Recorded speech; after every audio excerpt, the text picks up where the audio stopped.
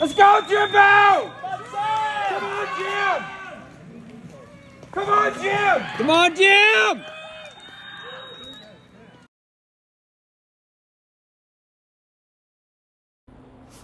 Welcome back to the channel.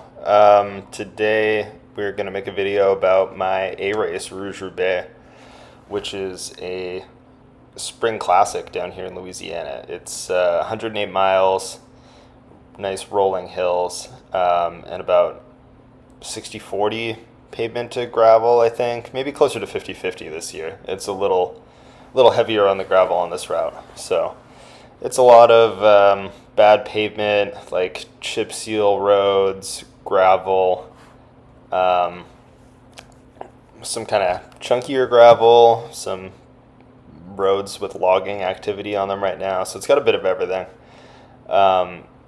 But yeah, there's enough road that it's one of those races where the bike setup is really important. So you can see people around me. Sam in the 4D kit, he's on the S-Works with road tires. Like they look like they're 30s or 32s. That's kind of like the minimum setup is a road bike with wider tires. And then you'll also see people throughout the video rolling gravel bikes with kind of light duty gravel tires, like maybe a 35 or something like that. If it's fast rolling, then you can keep up on the road as long as you stay in the draft and maybe have a little bit of an edge in the gravel descents. I opted to go for my gravel bike, which is kind of like an endurance road bike. It's a Planet X London Road, so just a bit of a commuter bike that I kind of converted over into cyclocross gravel setup. I'm running 35 mil, the new Gravel King slicks with the R casing, so they claim to be pretty fast. And I'm on one bike gearing with like a 4611, so I'm a little bit spun out on some of the road descending, but there's not a whole lot of road downhill. Most of the descending is on gravel, so the gears aren't a huge factor, and I've got a 4642 in the back for some of the steeper sections. Yeah, so let's go over the route.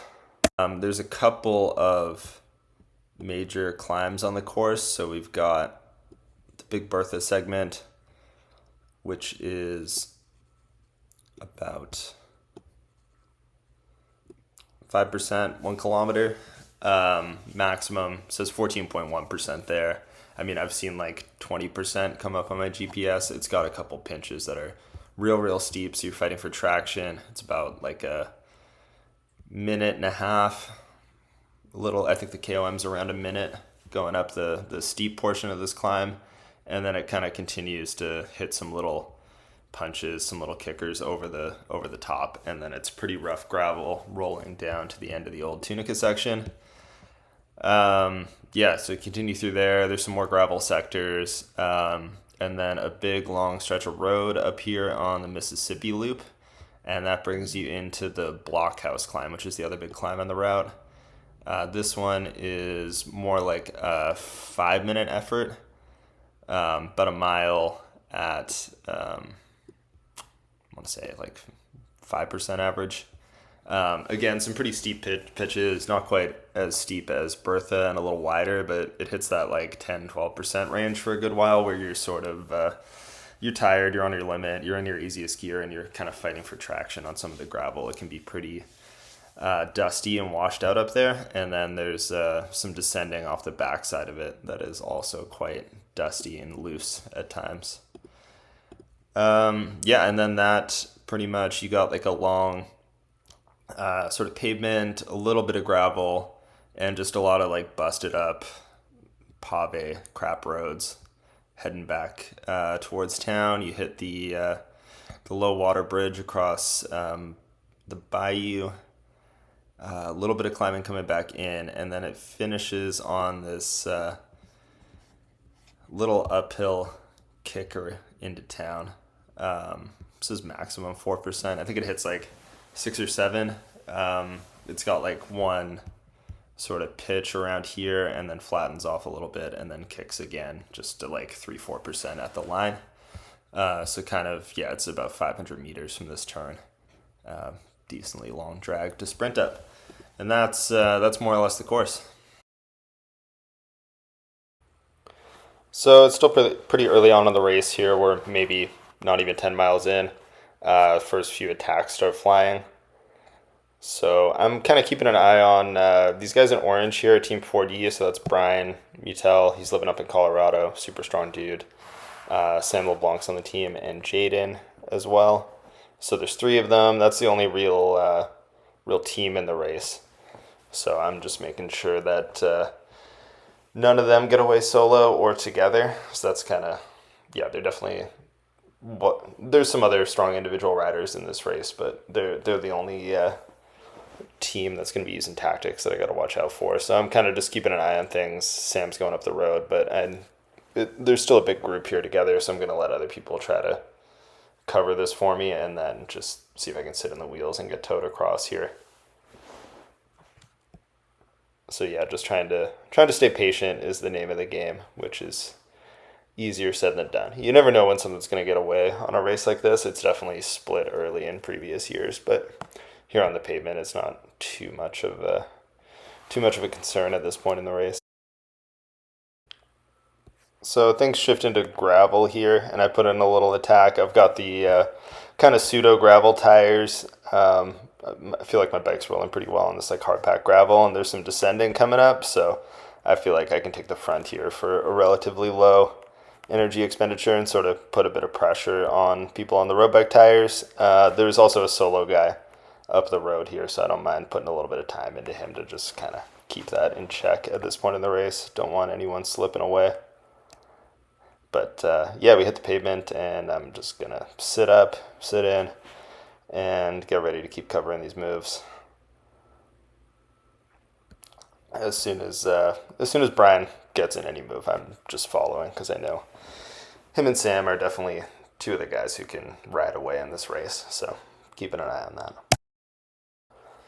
So that's more or less the pattern of the early stages of the race. There's not really, I don't think it's really going to split. We've got Big Bertha, the first climb is coming up at mile 30 this year. It's very early in the race, so I don't think any of these moves are particularly serious. I think we're all, we realize that we're going to be more or less together as a big front group going into that climb, and then that's where the selection's going to get made for pretty much the rest of the race. So before that first climb, why don't I give you guys a little rundown on what my training has been like for the season leading into this Rouge Roubaix, which is my A race for the year. So kind of hitting my peak right now.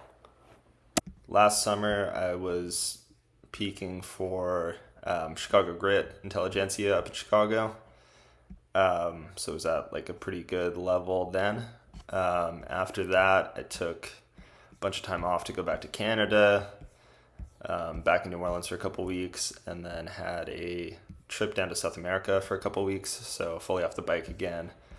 Raced 6 Gap, so that was a huge day out, like 100 miles, tons of climbing. With no fitness, so that cracked me. Took like another week just to recover from that. Yeah, a couple weeks of started strength training then back in October. So that took like a week or two of kind of a little bit of riding, a little bit of strength training to sort of get that kicked off and integrated, get over the initial soreness. Had a weekend away again, and then the training like really kind of kicked off then in November.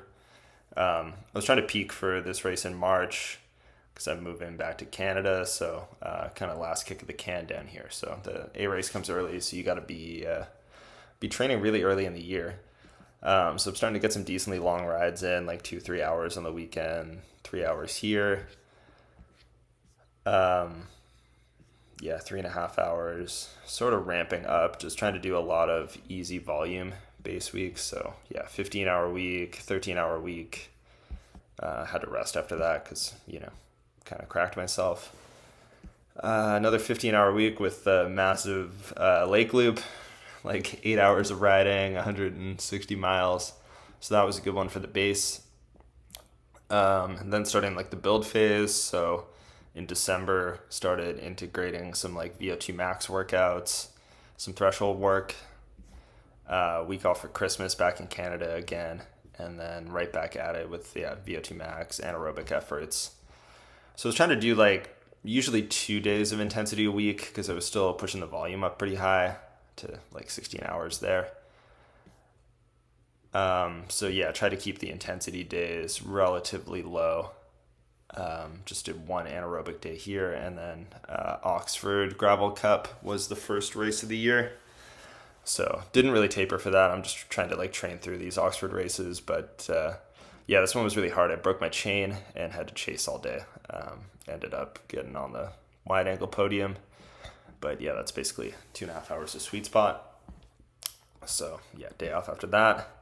Back on the training, 3 intensity days there. Another, 1 hard day and a race following week. So yeah, just being pretty consistent, staying on that pattern. Trying to mix in a couple rest weeks here and there, but I don't rest week too hard if I can avoid it. Final tune-up race in early March, and then taper into Rouge Roubaix. So that was the training plan. I was reasonably consistent. Didn't do anything too crazy. The trainer road works pretty well. Cranked up the FTP quite a bit. Added like 15 watts over my peak from last year, just about.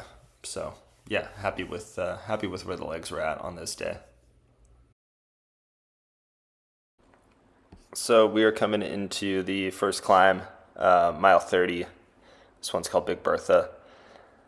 I was expecting more of like a fight for position going into this because it's such a narrow and steep climb that it's one of those ones where it really pays to be in the front. If anyone kind of loses traction or runs out of steam in front of you, there's a decent chance you're walking. It's like some of those like Belgian cobbled climbs, you see in the classics where guys are kind of, losing traction. Maybe it's raining a little bit, and even the pro peloton ends up walking. It's one of those for sure. So I thought there'd be more like, kind of swarming people trying to come over the top to get position into the climb, but it was pretty chill. I could just ride Brian's wheel the whole way into the base of the climb.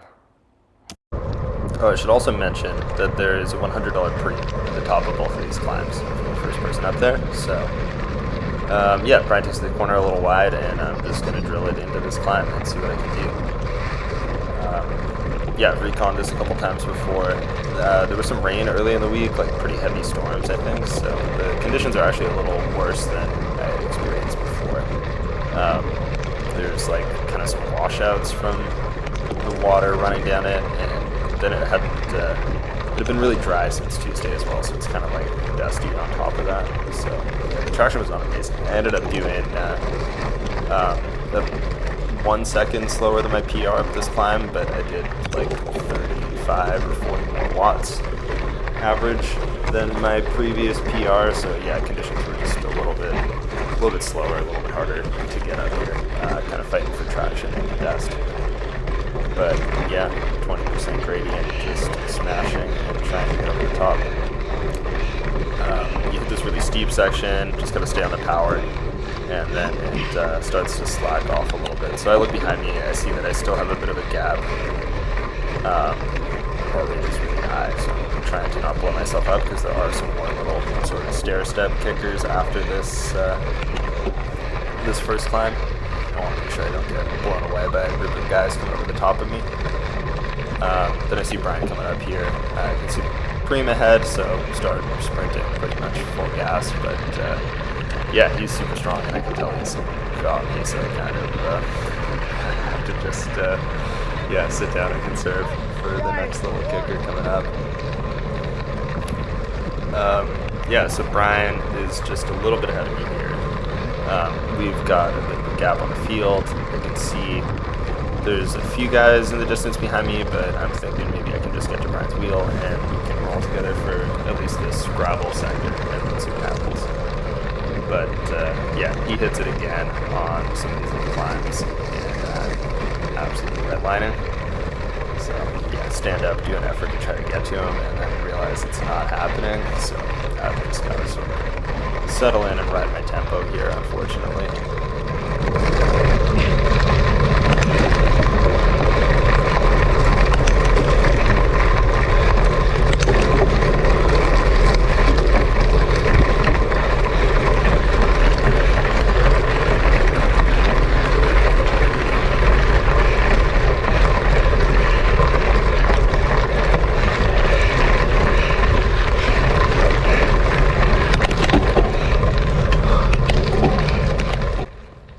feels like he's still right there. And yeah, I'm just pushing it so hard on these descents. The surface doesn't look too crazy in the video. I mean, it's not the roughest gravel you're ever going to ride, but it is pretty loose, and we're all on like kind of, I mean, I'm on a 35, which is on the wide side for this race, but yeah, we're on road slicks essentially. So it, yeah, you definitely have some moments where you're busting both wheels loose, and yeah, it's so fun, really scenic here. So yeah, just keep chasing as hard as I can, and try to stay ahead of the guys behind me, and then see about maybe a bit of a regroup when we hit the road in another few miles.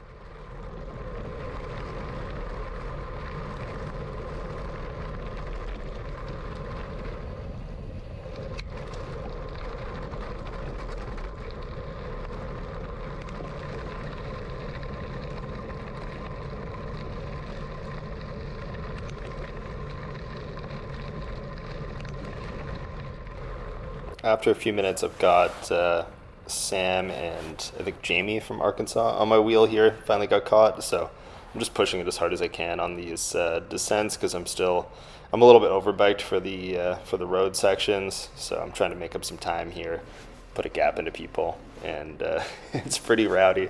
Some deep gravel there. Then hit some real deep stuff on this uphill, and my front wheel just goes absolutely sideways. I'm like yeeted across the road, swerving back, just trying to keep it upright. There's something going on with the GPS data here. The gradient is correct, but the speed and power is off. But yeah, like came to a standstill there with the two guys behind me. So yeah, it's just a bit of a wild ride on the skinny tires through the hills here. But yeah, let's fast forward to the aid station at the end of this sector and see what's going on with the group dynamics there. So coming into aid stop 1, been caught by a few more guys. So I think there's a group of about 6 of us. Jamie from Arkansas, Sam, Norm Zellers is there, Taylor Heron, Nick LaHaye, and myself. Got a little World Tour bottle hand up there from Peyton, Team EF. And yeah, we're pretty much at the end of this gravel sector, and we're going to turn on to some road sectors and see how the rest of this race plays out before we reach Blockhouse, the next climb, around mile 70, I believe. So right around mile 50. Unfortunately, I didn't have the camera on for this sector.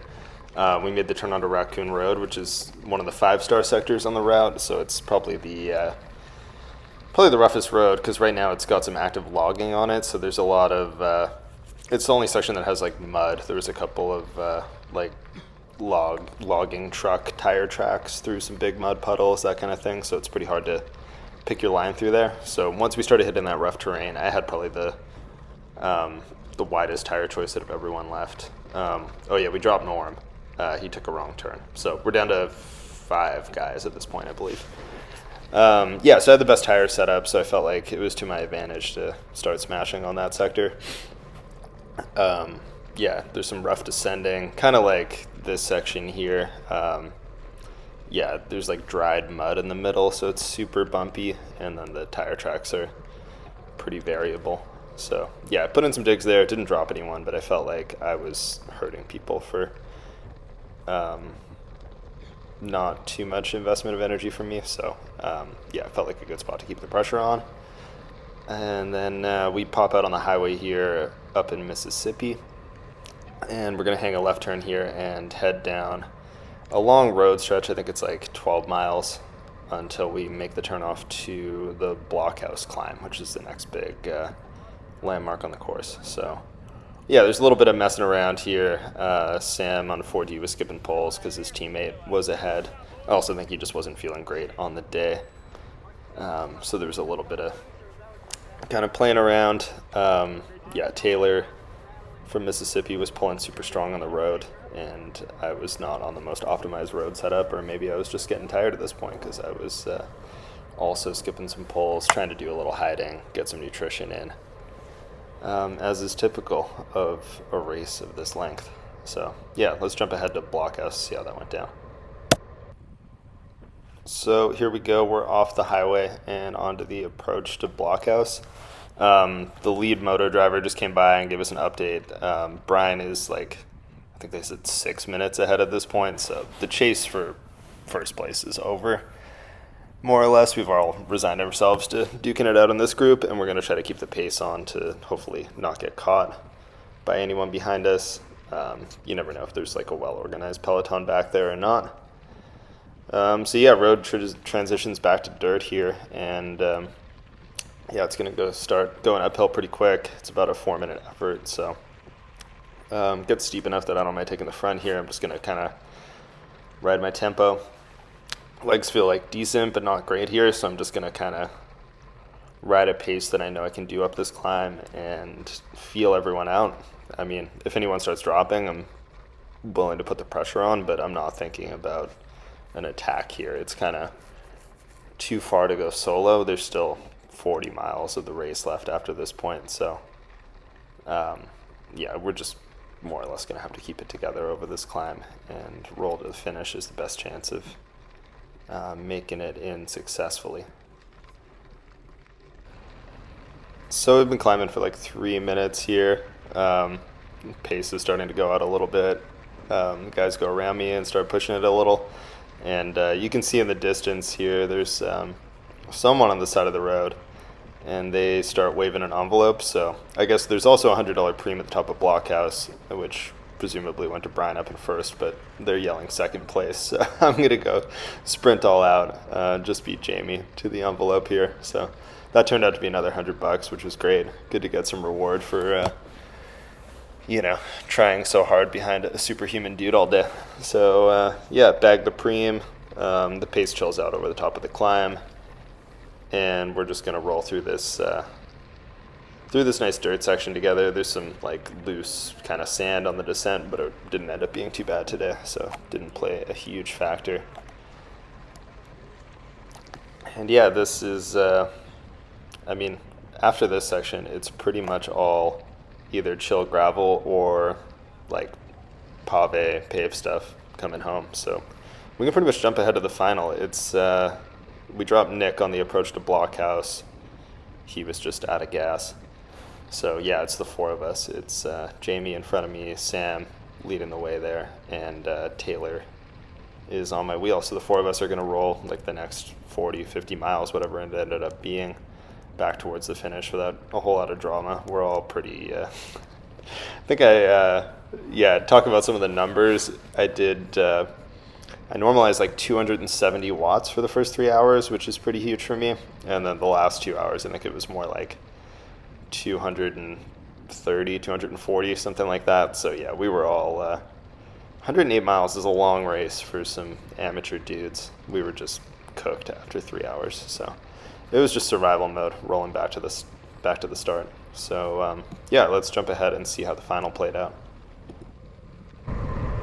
So around 5 miles to go. We've all just been trading weak little pulls like this. This is a cool section of road. It's like really low lying down in the bayou here. This is coming up to the low water bridge. The road straightens out, and there's like the cool tree-lined corridor. So this year, we're all together. It's not too dynamic, but in previous years you can get like a really long look back here, or if you're chasing someone up the road, you can see them from very far out. So it's always kind of like a dramatic frame for the end of the ride. But we're just rolling turns here, and it's going to continue like this all the way in towards the finish. There's a couple little road climbs that were over. Wasn't a whole lot of action, just guys kind of pushing the pace a little bit to test each other out, but just kind of comfortably rolling it in. Nobody wanted to stop for the pizza hand up at the tent there, and this takes us into the low water bridge, which is another cool feature of this course. You can see here from like the mud and dirt on the sides of the road that it gets excavated pretty regularly when it floods. I guess every time there's a big downpour out here, it becomes impassable. And right now, springtime, Mississippi is at pretty high flood stage. So yeah, it's kind of cool, like mud banks carved out. I've definitely had to hike a bike through here before, and I guess, yeah, some days it's just water over the bridge, so you can't pass. But a really, really unique Louisiana road race feature. And that's with 3 miles to go. So let's jump ahead to the final.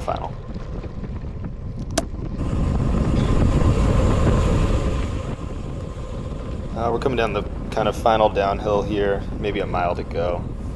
Taylor puts in a bit of a dig at high speed. My power meter's not reading right here, but yeah, I had to put in like a little snap to get to his wheel, but close it down pretty easily. I'm feeling good. You know, hurting all over, but my legs actually feel like I've got a good amount of snap left, so yeah, close him down. Sitting on the front on this downhill, and I'm just gonna kind of, no one seems to want to come around me, even though I'm doing like 150 watts on this final stretch. Would be great to get off the front here, but I feel like everyone's kind of looking at me for this final.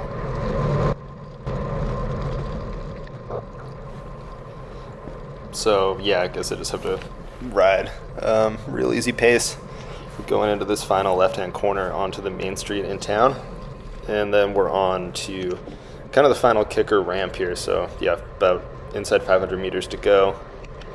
Yeah, I'm just looking back here.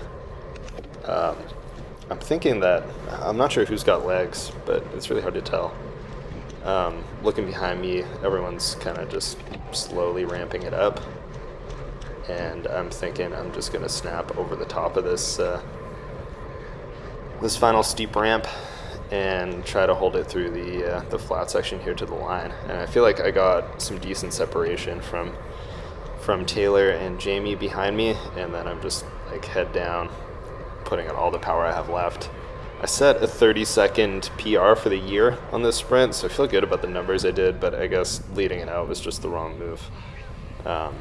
After a 5-hour race, I kind of thought, when in doubt, lead it out. You know, everyone seemed pretty cooked, so I thought that would get me a podium spot, but unfortunately rolled in for 4th place, and I'm just absolutely dead. Jimbo looks like he let it out. Yeah. Let's go, Jimbo! Come on, Jim! Come on, Jim! Come on, Jim! Go, Jimmy! Oh, so close! Yeah.